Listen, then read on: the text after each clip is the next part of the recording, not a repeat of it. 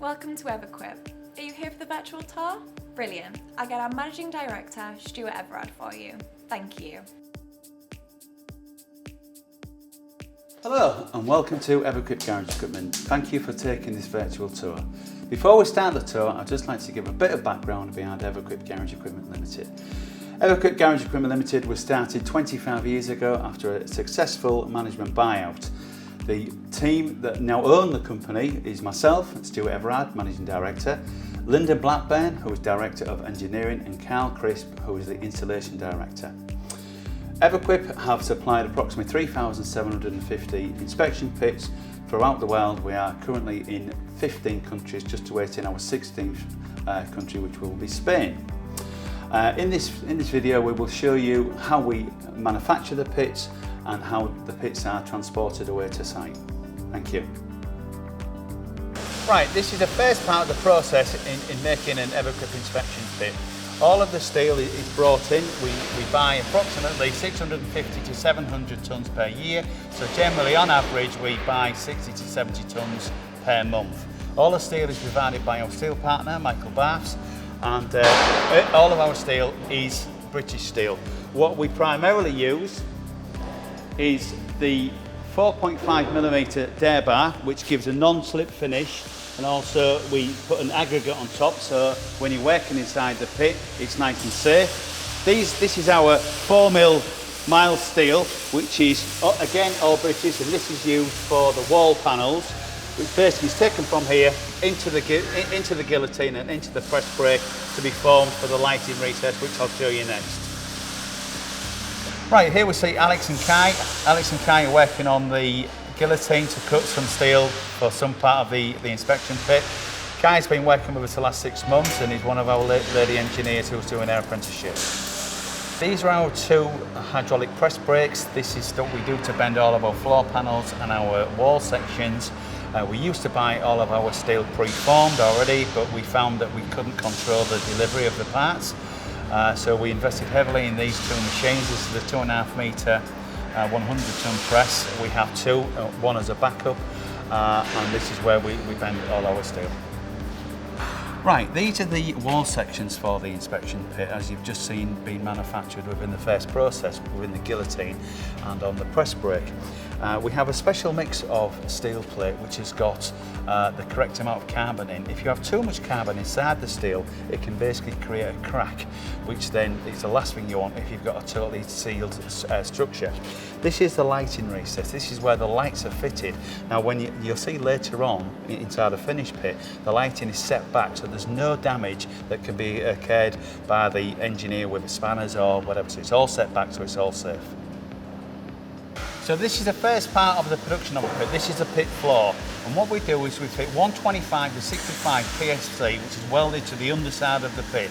There's also 10mm flat bar as a lattice, which goes between at 1200 centres to give the floor strength. So when you install a pit, when the concrete floods underneath it, it doesn't lift. So there's no bow inside the bottom of the pit.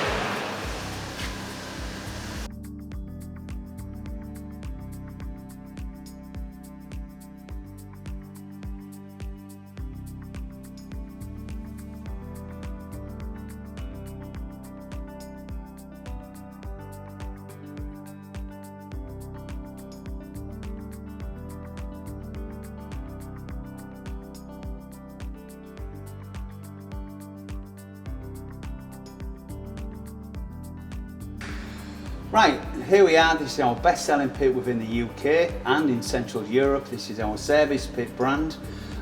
We've been selling these for the last 22 years. This is a 6-metre inspection pit which is going to a client in East Yorkshire. As standard, it has the Zone 2 IP65 lighting, which is recessed back. It's got the compressed air supply, it's got the waste oil discharge, it's got the high-vis tape to show that the pit is open, and it's also fitted, as all of our pits are fitted, with the 125 or 65 PFC pit jack rail. This will take 20,000 kilos, so if a vehicle any vehicle that you can put on this, it will basically lift. There's no issue. This is also fitted with the emergency exit ladder, because you always need two forms of exit in any pit. As an optional extra, because this is 1600mm deep, this has a step-up platform. This has a load calculation of 350 kilos, so two people can work beside each other if you're taking a gearbox or something out of a vehicle. This also has the sump, which is fitted, which is 800 by 600 by 100mm deep. So if you need to discharge any water or waste oil that's coming to the pit, you lift off that top and then discharge it via a hose to dispose of safely.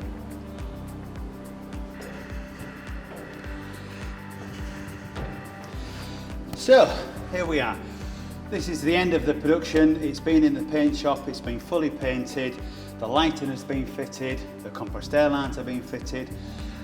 This particular pit is going to Kansas as part of our export campaign. This particular pit has got a number of options on it.